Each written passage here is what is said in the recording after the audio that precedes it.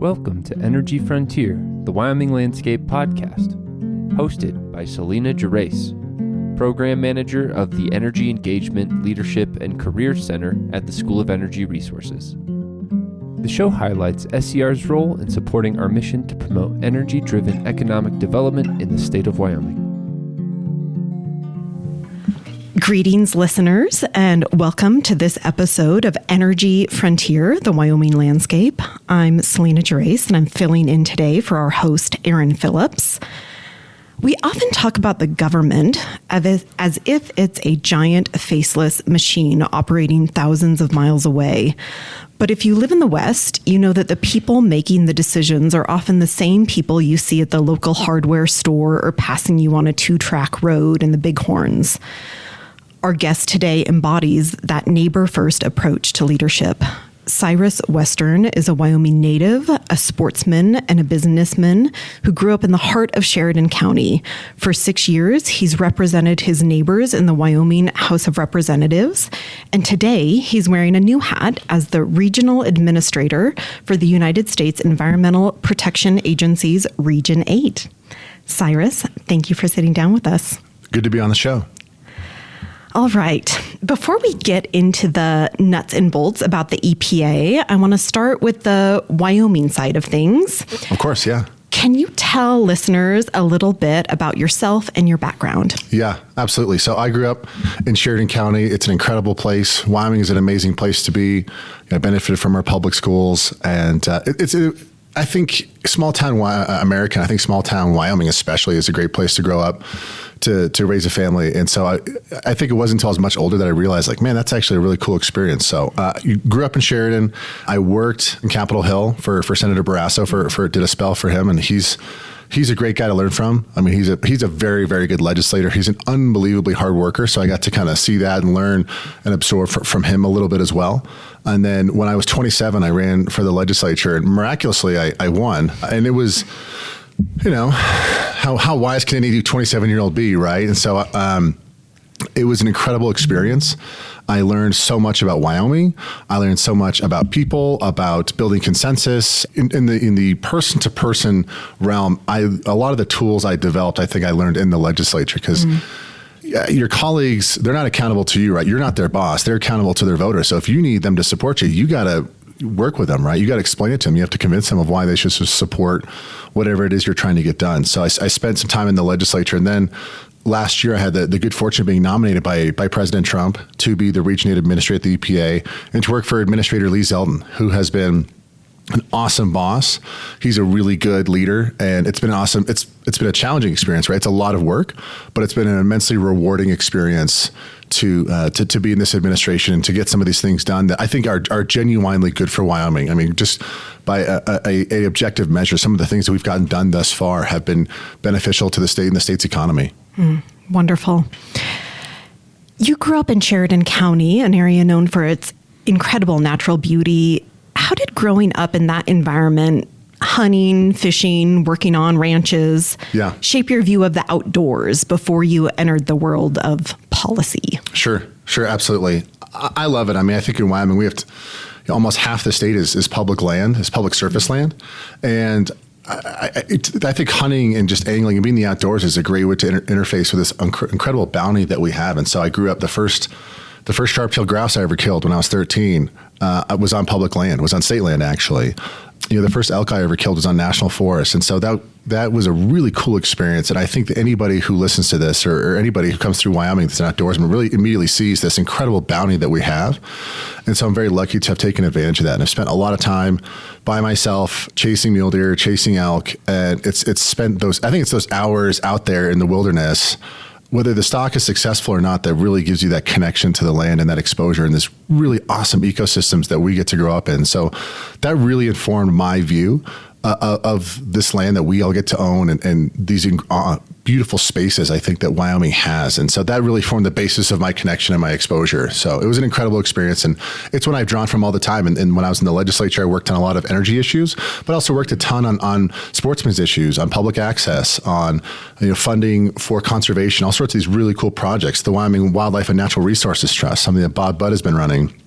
worked on funding for that and some of their projects. So it's hugely informed how I view the state, how I view, and our interaction with it. And it's been a big basis of who I am publicly. Yeah. Sounds like great perspective to bring into your role now. When you first ran for office in 2018, what was the specific why that drove you to put your name on the ballot? And how does that why still guide you today? Sure. Not to wax too philosophic on you, but I think if you look at the course of human history, right, there's been about 110 billion humans who have ever existed, generally. I think that's the number that demographers have identified. Of that number, the vast majority lived very short lives, generally subject to disease or predation or some type of violence, whether it's tribal violence, warfare, whatever that may be. And only in the last couple hundred years have we kind of plateaued to a point where things have directionally gotten more peaceful. And you've had these incredible advances in science and technology. And I think also in the last couple hundred years, there's been the advent of our constitutional democratic republic where we get to pick who ultimately governs us. Whereas the vast majority of those people who have ever lived under some type of rule where they did not get to consent who governs them. And so I think that's something that America, we pioneered 250 years ago coming this 4th of July. And I feel a great sense of obligation to participate in that process. That this system that we certainly didn't invent it, but I think we greatly advanced it, is something that is an aberration from the vast majority of human existence and certainly human history. And so to participate in that process, even at a very small level like the legislature, is an incredibly rewarding process to say that I got to be part of this. Certainly not calling myself Abraham Lincoln, but I got to say, hey, we got to fix some of these problems that can genuinely make our communities better places to live. And so I felt and continue to feel a deep sense of obligation in participating in that process. And so at a fundamental level, that's why I believe in what I do and why I ran for office. There's all the normal Wyoming issues, right? Whether it's public lands or conservation or energy and the environment, all these issues that are really important to Wyomingites. Absolutely ran on those too. Wanted to make sure that our communities are a great place to live, work, and raise a family. I think that's the core basis of what we need to do as legislators, obey the Constitution and making sure hey, do we have safe communities? Are there good jobs in these communities? Those kind of things. But at a foundational level, that's a big part of why I ultimately leaned in and ran. Yeah, it's a great opportunity that we have. Absolutely. You served on committees ranging from minerals and business to agriculture and digital innovation. How did those assignments prepare you for the broad scope of the EPA? Yeah, absolutely. I think if I might take a minute to kind of talk about how the EPA functions as an agency. Yeah. I think all Wyomingites, we know what the EPA is, has something to do with air and water. But the way it's structured is actually very interesting. So there's the EPA headquarters in D.C., and that's where Administrator Zeldin is. That's where his office is. But there are these 10 regions across the country. And so most of the Rocky Mountain West is in Region 8, for which I am the regional administrator. And a lot of the agency work, the vast majority actually happens at the regional level. And so these administrators kind of function, each region has its own enforcement division, its air division, its water division, regional council, soils, labs, all happens at the regional level. So there's a ton of activity that happens. Each regional administrator is in charge of, many hundreds, sometimes even thousands of employees, depending on the region. So a lot happens. A lot of the permit writing happens at the regional level. So, whether it's for these discharge permits into waters of the United States, whether it's an emissions permit under the Clean Air Act, almost exclusively those get written at the regional level. So there's a lot of activity there. And I think that's something that people look at the EPA, it's just this one massive federal department, federal bureau, but it's actually, there's a lot of nuance to it. And I actually like the way it's structured because these regions are closer to the entities that they are regulating, right? So as the regional administrator, I have a relationship with all the DEQ directors and all the states that are in that region. And so I think it's a system that puts the career staff that are doing the actual regulating closer to the entities in the states that they're regulating. I think that's a good model to have versus everything being centralized at a DC. And that's something that the administrator has really emphasized to his RAs, his engagement with these stakeholders, with these states. And he's done a great job of getting around and seeing these states and on seeing a lot of these stakeholders. So I think that's at a structural level, that's how it's set up. And I think in terms of how it informed, my this experience and having it, I think you can never be fully prepared for these big opportunities, right? No matter how much you prepare, there's always things you're going to learn. There's always stuff you didn't see coming. But I think being a legislator, one of the top things you have to do is build consensus. Your idea is not going to go anywhere unless you can convince the folks that you work with to buy into it, right? Mm-hmm. And so I think it's learning how to work with people and work with kind of a whole spectrum of diverse constituents is a big part of being a legislator. And I think it's learning how to, face rejection. I think it's learning how to work with others that you might not like otherwise, right? But you still got to figure out a way to have a working relationship with them. And so those really informed my experience. And so when I stepped into this role, you're working with a whole very diverse set of stakeholders from towns and counties. You're working with state governments. You're working with big oil and gas companies. Sometimes you're working with these very small mom and pop companies that have 5 employees. So it's the whole spectrum, and it's a very broad, diverse base. Sometimes it's partisan, sometimes it's nonpartisan. And so I think learning how do you engage with these folks, build some type of relationship, that's what I did in the legislature. And that's a big part of what I'm doing now as a regional administrator under Administrator Zeldin. And it's really informed how I go about doing the job. So it's nothing can completely prepare you for this experience, but at the same time, it's. I think being a legislator was a great experience that got me ready. Well, to delve into that consensus seeking ability a little bit more, you also served as the House Majority Whip. That's a role that involves county heads and keeping people together. What did that experience teach you about the art of persuasion and finding consensus among people who have very strong and independent viewpoints? Absolutely. I think first it's about building that basic level of respect and trust. Mm-hmm. It's hard to build trust with someone if you feel that they don't respect you or you don't respect them, right? So I think it starts with engaging with them and learning about them, what's important to them, and what are the problems that they're facing. Is there a way that you can help them solve some of these problems? So I think it's really getting to learn and know more about your peers in the legislature, because I think each person, as you say, brings their own unique perspective. Learning about them and how can you work together? Because I think through working together, even if it's a really small project, that's how you can build trust and have someone get to know you a little bit and say, okay, well, I've worked with them, I've gotten to know them a little bit, I feel like I can trust them a little bit more. And so I think that's a big part of that act of legislating is building those relationships and respecting where you disagree. I think that was something that's, I think, nationally across the country, it's easy to judge someone just because they disagree with you. Oh, you disagree with me? Therefore, you are a bad person because you disagree with me on something I feel very strongly on. And I think that's something going into the legislature, I was a little bit like that. And I think through that legislative experience, you realize, well, okay, you really disagree on this thing, but they're not inherently a bad person because of that. Even if it's something that's a very controversial issue or something that you feel really passionate on, is learning to respect the fact that they have different opinions. And they're just as human as you are, just as capable of emotion as you are, and just respecting that and focusing on the areas you can, I think, coming to that conclusion where, in spite of the fact that we disagree on these things, I still want to have some type of working relationship with you, maybe even be friends with you, right? I still continue to have friends from this day who are on the other side of the aisle from me, who I strongly disagree with on many things, but they're fundamentally good, decent people. And so I think being in the legislature and being in leadership, you got to learn that. And you got to learn, how do you meet people where they are and how can you build consensus around that? And is there enough consensus to be built to get a bill through the process? And that's kind of the art, right? Where does that line? Where's the threshold of, do we have enough votes to get this to clear the chamber, down the hall to the Senate or to the House? And so that's a big part of the art, is finding out how close can we get and still be successful. And sometimes you fail. And in the legislature, you fail in a very public way. I'll never forget a bill I was co-sponsoring, came down from the Senate, got on the House floor, and I was the only aye vote on the bill. And just you get kicked in the teeth in a very public way. And I think those moments where you just got to say, you know what? You get frustrated, you get mad, all those emotions when you face rejection. But you just got to move on to the next play, move on to the next moment, the next thing, and just let go of those kind of moments. Because I think the more you fester, the more likely you are to kind of get knocked off your center and maybe say or do things you don't mean. And I think that's part of being a leader, is just learning to let those things go. Certainly learn from them. What did you do wrong and how can you improve? But move on to the next thing. That's a big part of it, I would say. Yeah. In all of life, probably. Yeah. Oh, no question. No question.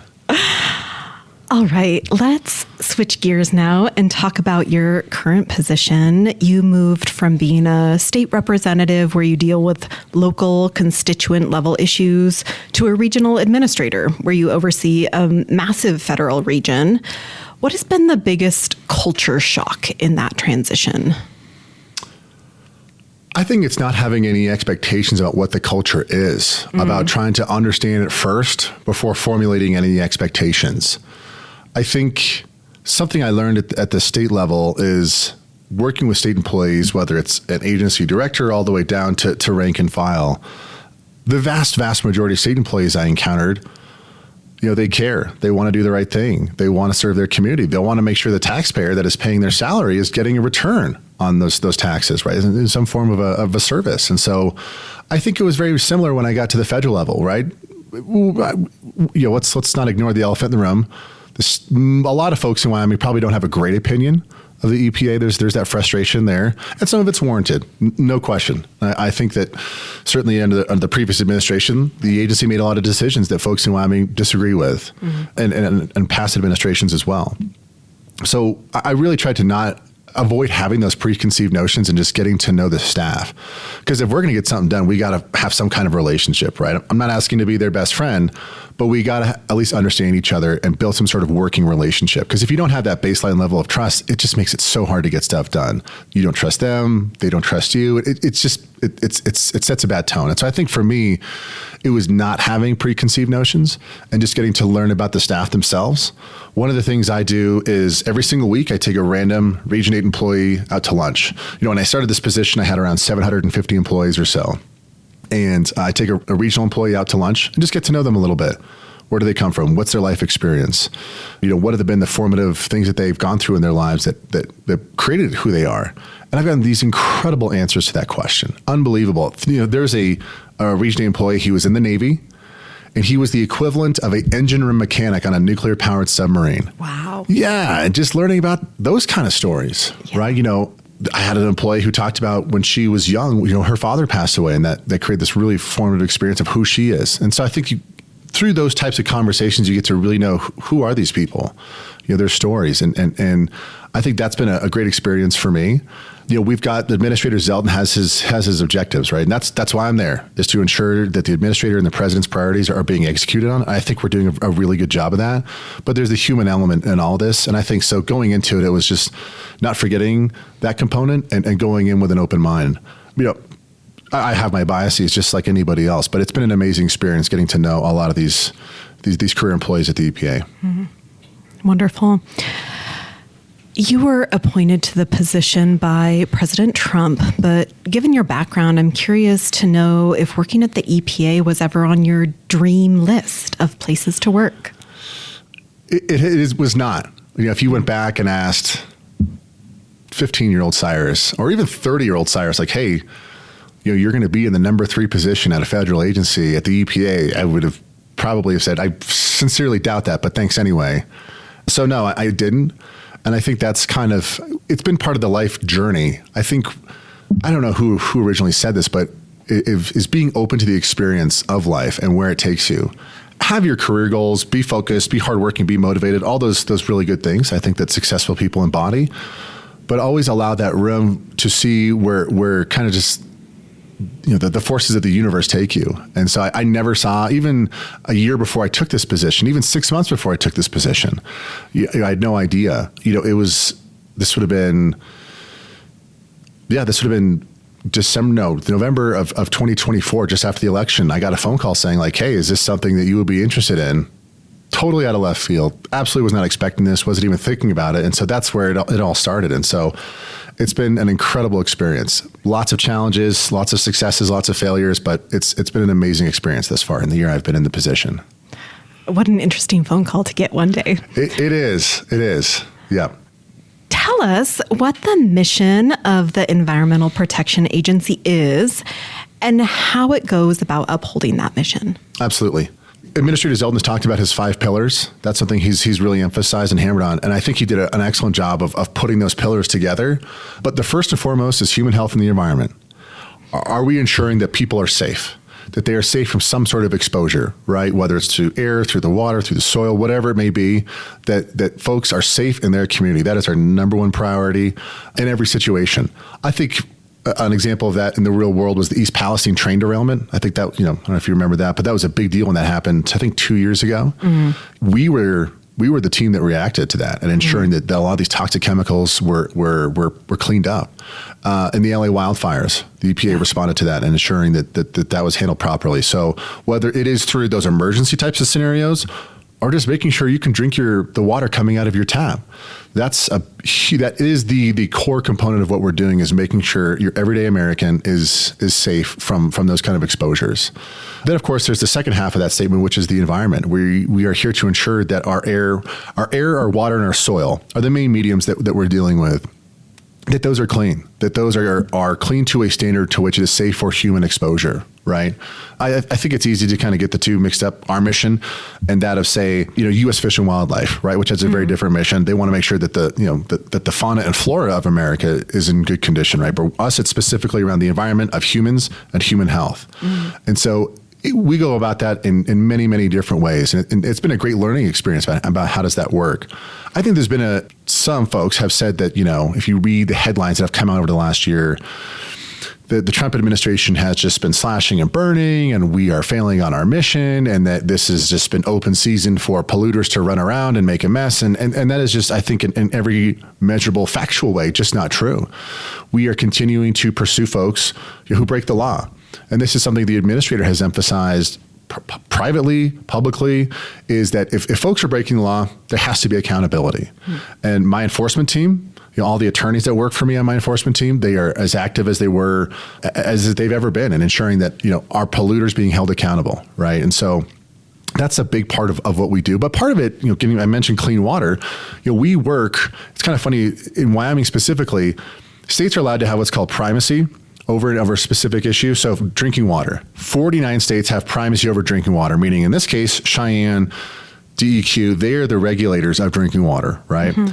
Wyoming is the only state that does not have primacy, meaning the EPA directly regulates drinking water in the state of Wyoming. So we're in Laramie, Wyoming right now. Their municipal water system is regulated by the EPA, by Region 8, by my water division employees. So they are the ones coming up here, conducting these surveys, doing sampling, making sure like, hey, where are you at for this contaminant, right? Where are the levels here? Is your water up to our standards in the Safe Drinking Water Act? So we perform a huge array of services and functions, many of which, I think a lot of average Americans don't know about, and that's okay, right? That's kind of the point to an extent of, we are doing a good job that no one is noticing, that the air is clean, that your water is clean, that you can drink your drinking water. Yeah. Sorry, I could go on and on about that one, because there's so many cool things that the agency does, but those are at least some of the highlights. Well, thank you. Region 8, also known as the Mountains and Plains, is geographically very large and culturally diverse, including 28 federally recognized tribes. How do you ensure that the specific needs of, say, a small rural town in North Dakota isn't drowned out by the needs of a major metro area like Denver? Sure, absolutely. A huge part of what we do is servicing these rural municipalities. Like if you were to make a list of all the municipal run water systems in Region 8, all the states that we regulate, so the Dakotas, Montana, Wyoming, Colorado, and Utah, sure, Salt Lake City and Denver are going to be the biggest in terms of just number of taps they're connected to, water they serve, all that stuff. But the vast majority of water systems we serve are these small ones of towns that are 1,500 people, 2,000 people, right? And so we absolutely continue to work through our state counterparts, our state partners, so the DEQs in each of these respective states, playing a supporting role, like, hey, how can we help you? How's everything going? We have audits too, right? So the EPA periodically does go in and perform audits of these state water drinking systems and saying, hey, are you surveying them the way you're supposed to? Are you effectuating enforcement in the right way when incidents do occur? So there's a lot of work that goes into that, but it's something that, being a rural state guy, the needs of, Watford City, North Dakota, or Sheridan, Wyoming, to me are extremely important. And it's something we absolutely do not lose sight on. Salt Lake City is important, Denver is important, no question, but I think anybody in the region and their concerns and their environmental needs is important to us, and that's what we're here for. Yeah, balancing all of those. Absolutely. As someone who grew up hunting and fishing in Wyoming, you have a personal stake in the land. How do you think about stewardship in a way that respects both the person who wants to recreate on the land and the person who makes a living from it? Sure.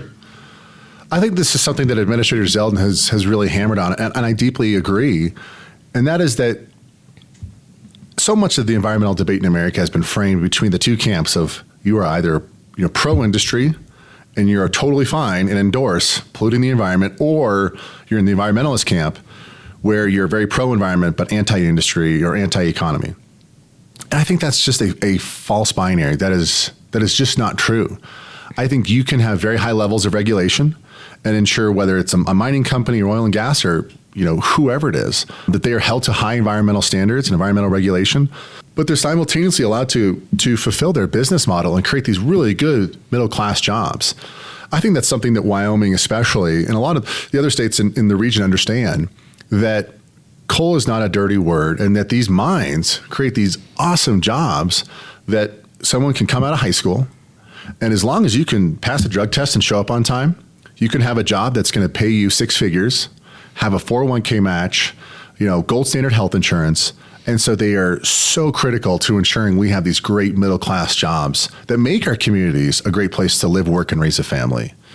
And that's something I think administrators are very conscientious of, and folks like Wyoming. And this is what I hope I bring to the EPA, is that understanding and knowing that, again, we can hold these folks to high standards and ensure that they are being regulated properly, while simultaneously allow them to create these jobs. Because I think that's what was happening, is that they were just being regulated out of business in certain instances. And I think that's something that Wyoming immediately understands. Like, well, if you regulate these folks out of business, these really good jobs go away.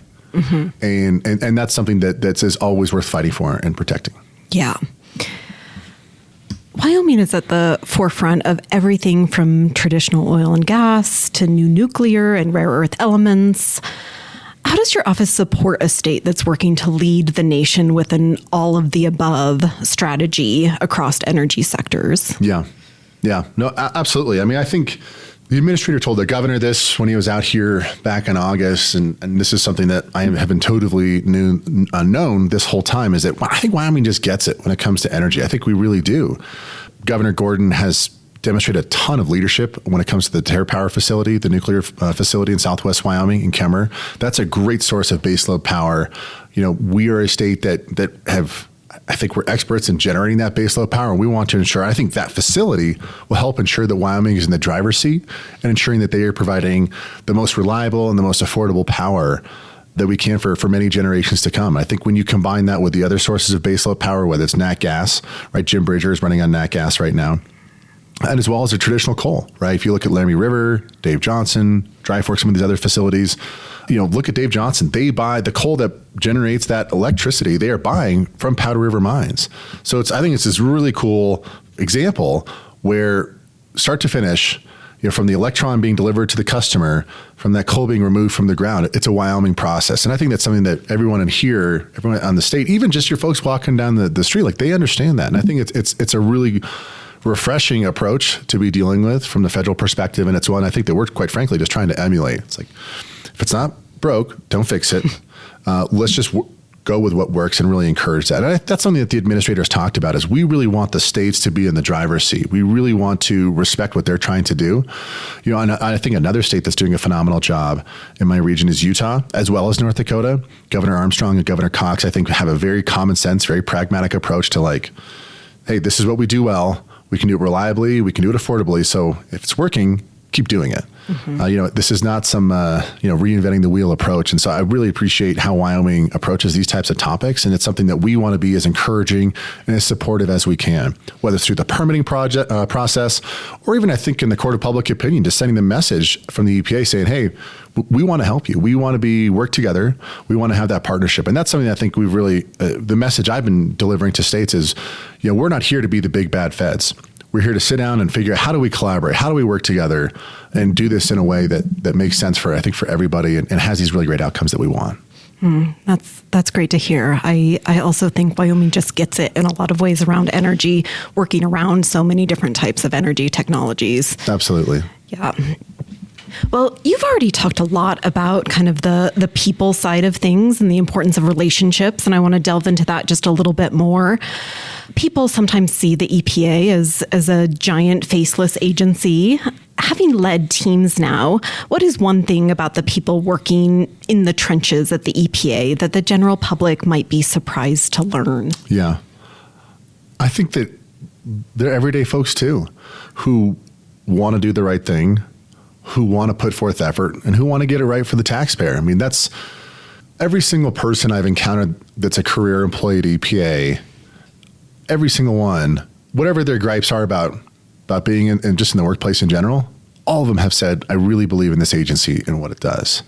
And I think there's room for debate on what is the precise role of the agency in a given situation or circumstance. But everybody is really committed, and everyone understands the taxpayers are funding this agency. The taxpayers are the ones that they're allowing us to have this opportunity and perform these services, and they expect a return on those taxes, right? And return on their investment, if you will. And so that's one thing I think certainly they're very conscientious of, is saying, and that's this thing I've really hammered on is, what impact is this having on the average person, whether it's in downtown Denver, Watford City, North Dakota, Malta, Montana?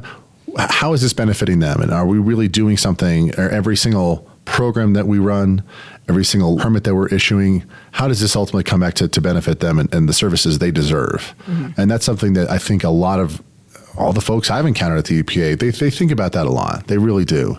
So it's been a great process to be engaged with that. It's refreshing, right? There's plenty of disagreement on how we go about doing things and how we get it done. But I think directionally speaking, we're all rowing our oars in the same direction. Having a team that's all really bought in on the mission makes a big difference. Huge. Yeah. And there's so many really talented people. I mean, I have an army of PhD toxicologists and hydrologists and geologists and all these super smart, super capable people. And getting to work with them every day and learn from them has been an awesome experience. And they're deeply committed to these outcomes. I feel just as much as I am. So that sounds like an inspiring office space. You're actually here today at the School of Energy Resources to interface with the University of Wyoming students and talk about potential careers in the EPA. What is the best piece of advice you would give to students interested in working in public service or for a federal agency? Sure. I'm here today to send the messages. A, we do really cool work, and B, we need that next generation of talent. Mm-hmm. There's a lot of smart, capable kids who come through the University of Wyoming, and we want to pull them in. And I think part of it is to try to educate a little bit about just the huge breadth of what we do as an agency. If you are a geochemist, we have jobs for you. If you are an attorney and you want to work on the Clean Air Act, where there's a ton of litigation that goes on, we got a place for you. If you are a hydrologist, if you are a toxicologist, if you whatever those sciences are, if you are a chemical engineer, we have jobs at the agency for those types of folks. And no job is perfect for everybody, right? There's some folks who aren't interested in the federal service. That's okay. I appreciate that. I think my ask of the students here is to keep an open mind. Even if you're not there forever, come check it out. I think walk a mile in those shoes. And I think a lot of folks, if they do have preconceived notions, would be really surprised at the talent that's there and the scope and breadth of things that they get to deal with. It's really, really cool. I mean, I think one of my favorite things that we do at the EPA is Superfund. Mm-hmm. Which I know is a bit of a charged word that makes people nervous or has a negative connotation. But the more I've learned about the process, the more I've realized what a huge impact it has on those local communities. Yeah. So the big poster child is Butte, Montana. We all know there's a lot of lead up there and just other contamination issues. But we're making progress. We are objectively moving the ball down the field and solving that problem. And there's so many different disciplines that go into fixing that problem. Again, from hydrology to geochemistry to chemical engineering, you name it, we do it. And it's a super cool, interesting process. And so that's what my message to students is, to learn a little bit about the breadth of what we do and keep an open mind and say, even if it's for a couple of years, come check it out, come cut your teeth, because there's a lot of really cool opportunities. It's so good for students to be aware of those opportunities. Absolutely. Okay, similarly, what's the best piece of advice that you've received about leadership that you still carry with you? Man, I think it's, you got to figure it out for yourself. I think a lot of folks, not everybody, but a lot of folks, including myself, have kind of always thought, well, there's got to be this person that we can call that's just going to be able to tell me what to do and tell us how to solve this problem, whether it's a personal career advice or in this capacity in the RA. And I think a lot of it is, you got to problem solve yourself. You got to figure out a way out of this situation. Rarely is it there's just the wise person who can immediately roll out the game plan or how to solve this problem and make everything perfect. There's a great story. So I think this would have been January of 1953. Dwight D. Eisenhower has just won the presidency and is replacing Harry Truman. And whenever there's a change of administrations, there's always at least some sort of very informal sit down between the outgoing president and the incoming president. And the story goes, Dwight D. Eisenhower says to Harry Truman, well, hey, do you got any words of advice or wisdom for me? And he says, as a matter of fact, I do. And he goes over to the Resolute desk and he pulls out a drawer and he pulls out 2 letters. And he hands them to Eisenhower and he says, when you find yourself in a difficult situation, open up the first one. Eventually, you'll find yourself in another difficult situation, open up the second one. And Eisenhower said, right, it's kind of odd advice, but sure, whatever. As it always is in the White House, there's always some sort of crisis or problem that comes up, and Congress is red hot mad, and the media is at his throat, and everyone's upset. And he remembers, I need to go open up the first letter. So he goes over the Resolute desk, pulls it out, opens it up, and it says, blame it on me. So Eisenhower blamed everything on Truman, and everybody bought it. The people, the media, Congress, everybody, and it blew over quickly. Lo and behold, enough time passes, and another crisis comes up, and everyone's just screaming for his head, and everyone's angry. And so he goes over to the Resolute desk, pulls out the second letter, opens it up, and it says, sit down and write 2 letters. And I think the lesson is that you got to figure out a way how to handle these situations. You got to figure a way how to problem solve through them. You have to rely on yourself. You absolutely want smart people around you, and I'm very fortunate and lucky that I do. But at the end of the day, you got to be accountable for your own decisions and your own solutions. And that's something that I think about a lot. There's amazing leadership skills that I've learned along the way, and lessons that I've learned along the way and been told by amazing leaders. But that's the one that sticks with me the most. Yeah, that's good advice. Okay, just a couple of questions about you to close us out. If you weren't in public service or environmental policy, oh no, what hobby would you be pursuing full time? Oh, okay. This question was not going where I thought it was for half a sec. You know, I love bow hunting. I would do that all the time, no question. I kind of dream that in an alternative universe, we all know the ski bum that moves to Jackson, that works the lift in the wintertime and guides fly fishing in the summertime, doesn't got 2 nickels to rub together, but lives a quality life. Sometimes I kind of daydream a little bit about it. I would just hunt all the time. Yeah. I figure, I'd coyote and cat hunt during the winter, hunt bear in the spring. Next thing you know, then it's shed hunting season, then you got to scout, and then it's archery season, then it's late archery season. I just do that all the time. Yeah. It'll be totally fine. Just be out there. All right. No question. Well, somewhat related, what is your favorite hidden gem spot in Wyoming that everyone should see at least once? Maybe it won't be hidden if you tell everyone to go see it. Hidden. Is this a man-made structure? Is this it can be anything. Hidden dive bar? Is this a hidden hunting spot? Anything. However you interpret hidden gem. I think there's 23 counties in Wyoming. Every county has just these really cool spots that are just these. You can go there almost any day of the week, and maybe you might see 1 or 2 other people there, but they're there. Every single one. Everyone is like, whether it's Niobrara County, everyone thinks Teton, of course, very, very beautiful place, but every county has these little nooks, whether it's for hunting or fishing or hiking or whatever it is, or just finding a quiet place to be that you look around, it's like, man, this is really beautiful. I've been in some places in Crook County where it's like, this is the Black Hills, such cool country. I've been in central Wyoming, Sweetwater Rocks. You're right there in Carbon County. It's like, man, this is really cool country. All the way, down to like Seetskady, right? That kind of wetlands type area. Very remote, not a ton of people there. Oh, man, it's just stunning. I could live in any county in Wyoming. There are parts of every single county that I would live in, no question. And again, when all this regulating business is done, I dream of just having a place out there with absolutely no cell phones, not even a phone, where I can just go and be and read and hunt, and that's it. Yeah, so Wyoming's an amazing spot. There is. Sure. There is. Yeah. It's great. Everyone needs to visit every county at least once. Oh no! One of my bucket lists is to hunt in every county. Ideally big game hunt, but even bird hunt, because there's such cool stuff going on. How many counties in Wyoming have you currently hunted in? around half-ish, maybe not quite half, 10, I would say. That's pretty good. Sheridan, Johnson, Campbell, Bighorn, Washakie. I've done a bunch of hunting here in Albany County. I've done some hunting in Carbon, Teton, Lincoln, Park, Sublette. I've hunted I think the coolest, if I had to give a specific answer to your question about what's the gem spot, it's the Thoroughfare. Are you familiar? I'm not. It's the most remote place in America outside of Alaska. Oh.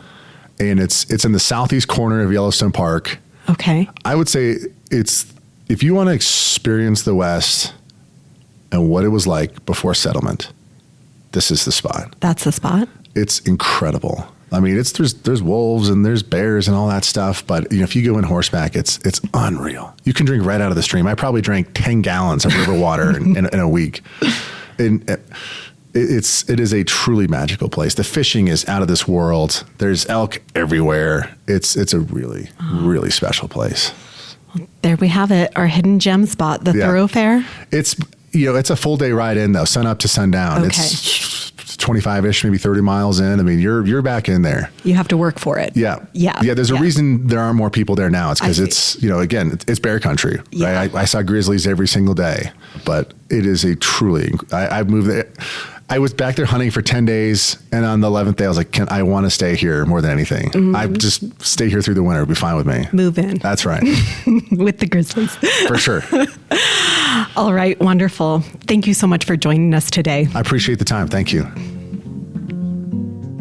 Thank you for listening to this episode of Energy Frontier, the Wyoming Landscape, the podcast that highlights the School of Energy Resources at the University of Wyoming.